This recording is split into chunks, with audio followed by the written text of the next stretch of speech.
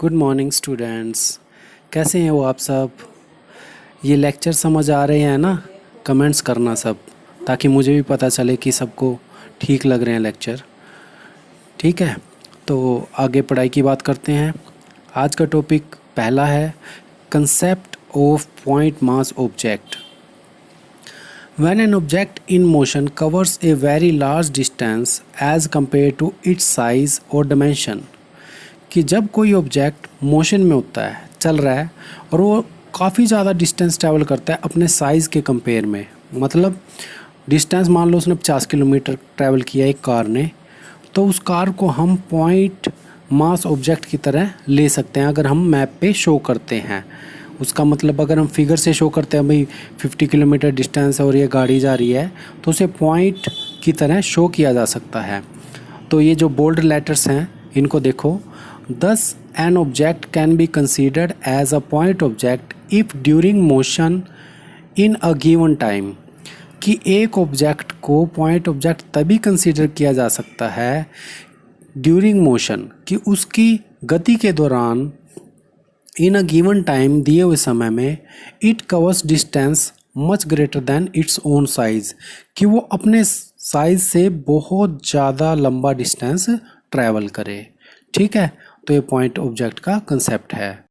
आगे इसका एक एग्जांपल देखते हैं। लिखा हुआ है, for example while studying the revolution of earth around the sun, कि जब पृथ्वी सूर्य का चक्कर लगाती है, the diameter of earth being very small, कि पृथ्वी का जो खुद का व्यास है, डायमीटर व्यास होता है, वो बहुत कम होता है, बहुत छोटा, एज कम्पेयर टू, किससे बहुत छोटा? देखो वैसे तो बहुत बड़ा है, लेकिन एज कम्पेयर टू, तो किससे? As compare to the length of its orbit, उसकी जो कक्षा है, उसका जो ऑर्बिट है, उससे पृथ्वी का आकार बहुत छोटा होता है around the sun.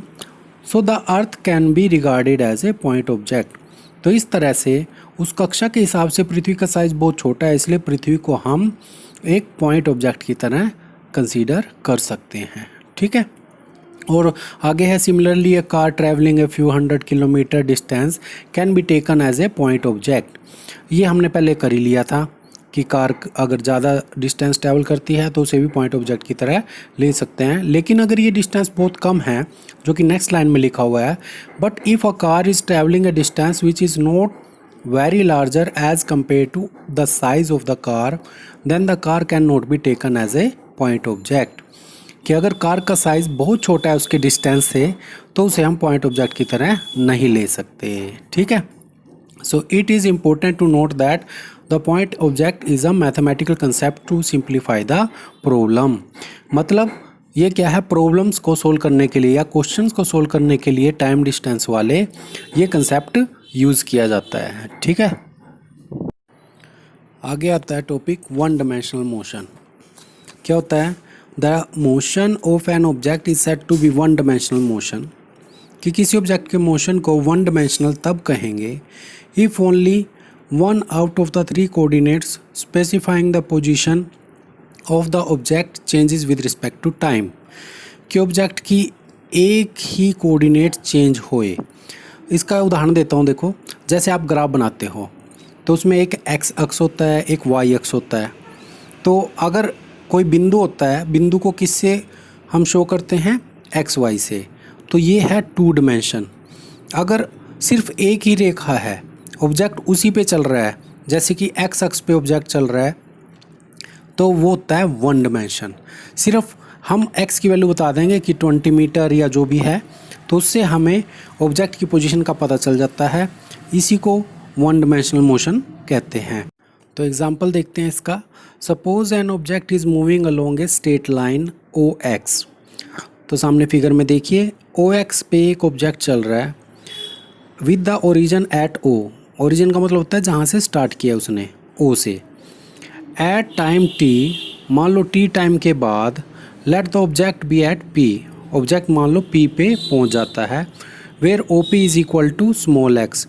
O P किसके इक्वल है? एक्स के। It means to know the position of object at a given time t, we are required to know only one coordinate. तो हमें दिए हुए समय टी में अगर ऑब्जेक्ट की पोजीशन निकालनी है तो सिर्फ एक्स की वैल्यू पता करके ही हम उसकी पोजीशन निकाल सकते हैं। मान लो ऑब्जेक्ट सीधी रेखा में चल रहा है, तब यही ये पॉसिबल है। इसी को वन डायमेंशनल मोशन कहते हैं। यहाँ पे ऑब्जेक्ट स्ट्रेट लाइन में चलता है। अब in one dimensional motion the object moves along a straight line और वेल डिफाइंड स्ट्रेट पाथ, और इसी मोशन को रेक्टिलिनियर या लीनियर मोशन कहते हैं। ये हम तो पिछले लेक्चर में पढ़ चुके हैं। ठीक है, नेक्स्ट टॉपिक है टू डायमेंशनल मोशन। देखिए definition, the motion of an object is said to be two dimensional motion if two out of the three coordinates specifying the position of the object changes with respect to time. देखो, two coordinates के बारे में आप पहले भी पढ़ चुके हो, 10th क्लास में भी था ये। तो वहाँ पे एक्स वाई जो एक्सिस होते हैं उनका जो प्लेन होता है उसे टू कोऑर्डिनेट वाला प्लेन कहते हैं, टू डायमेंशनल प्लेन होता है वो। तो उसके अंदर कोई चीज़ मूव करती है तो उस मोशन को टू डायमेंशनल मोशन कहते हैं।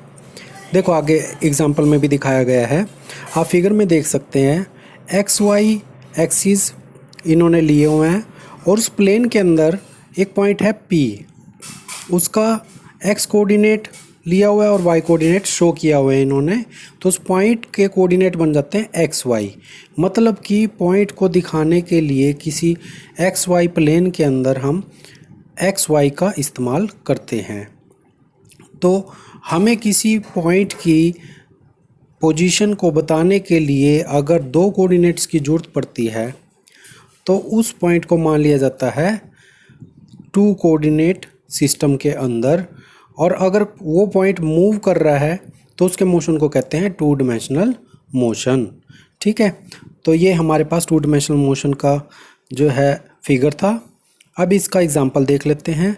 An insect crawling over the floor, जैसे कि कोई कीड़ा है, कोई फर्श पे चल रहा है तो वो कभी इधर जाएगा कभी उधर जाएगा, तो वो एक्स और वाई दोनों प्लेन उसके दोनों एक्सिस जो हैं वो चेंज होते रहेंगे टाइम से। तो इसको बोलते हैं टू डायमेंशनल मोशन। ठीक है, next topic is three dimensional motion. The motion of an object is said to be three dimensional motion if all the three coordinates specifying the position of the object change with respect to time. अब जैसे कि ये है, आप figure में देख सकते हैं एक्स वाई जेड एक्सिस जो हैं ये किसी भी पॉइंट की पोजीशन को बताने के लिए स्पेसिफाई करने पड़ते हैं। पॉइंट P है, उसके तीन कोऑर्डिनेट हैं एक्स वाई जेड, क्योंकि वो जो है इन तीनों एक्सिस वाले स्पेस में एग्जिस्ट करता है। तो अगर ये पॉइंट मूव करेगा तो तीनों एक्स वाई जेड तीनों की वैल्यू चेंज होगी। तो अगर कोई पॉइंट स्पेस के अंदर मूव करता है जिससे कि एक्स वाई जेड तीनों की वैल्यू चेंज होती है तो उस तरह के मोशन को हम थ्री डायमेंशनल मोशन कहते हैं। ठीक है, आगे इसका एग्जांपल देखते हैं। ए kite flying on A windy day, जैसे कि हवा वाले दिन एक पतंग उड़ती है, वो कभी इधर जाती है कभी उधर जाती है।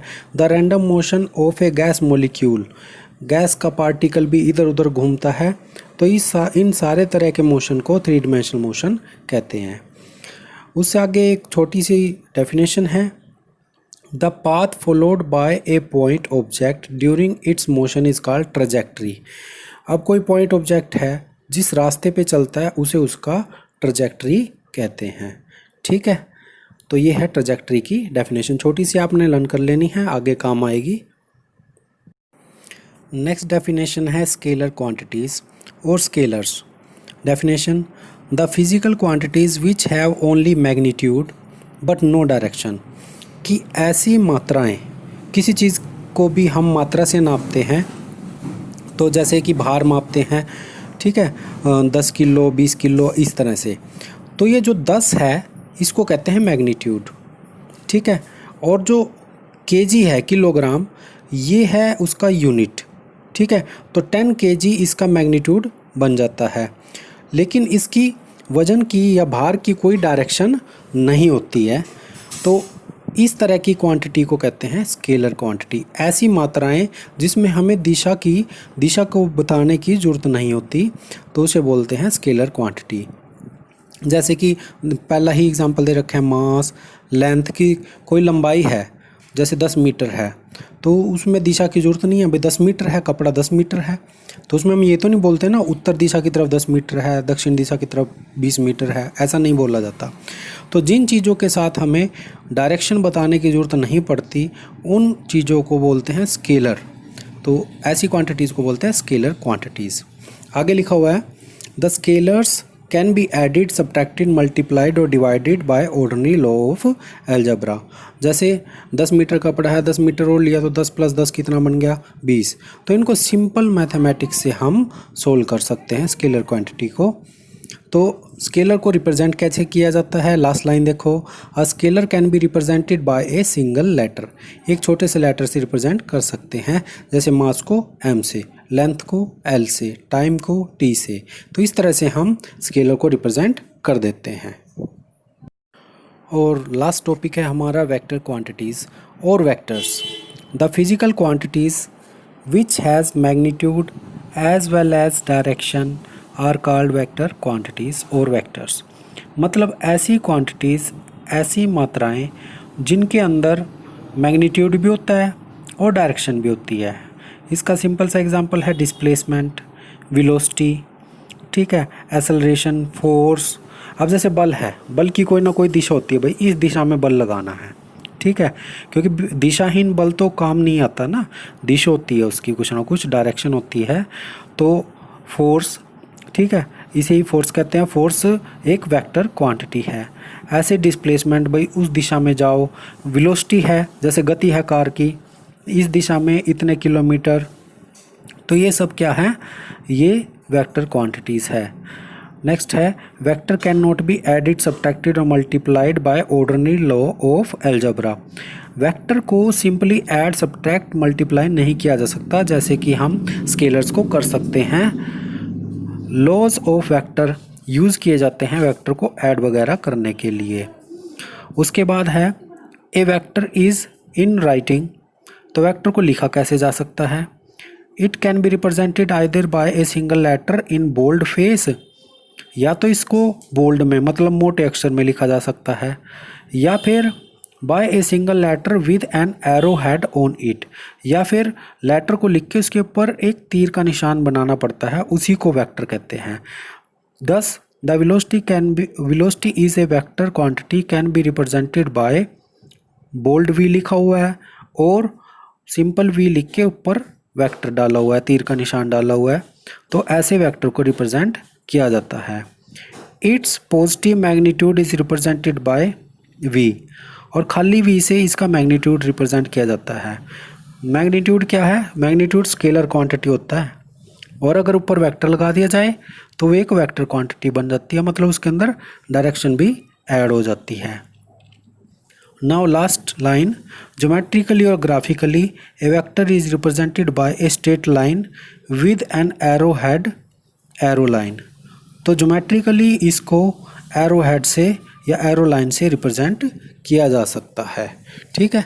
ये देखिए, इसमें एग्जांपल में देखिए 5 सेंटीमीटर का हमने एक वेक्टर दिखाया हुआ है, ठीक है। तो इनको अच्छे से मेमोराइज कर लेना आप, और नोट्स साथ के साथ तैयार करते रहना, और जो डिफ़िकल्ट वर्ड हैं उनको भी लर्न करते रहना, ठीक है। Thank you.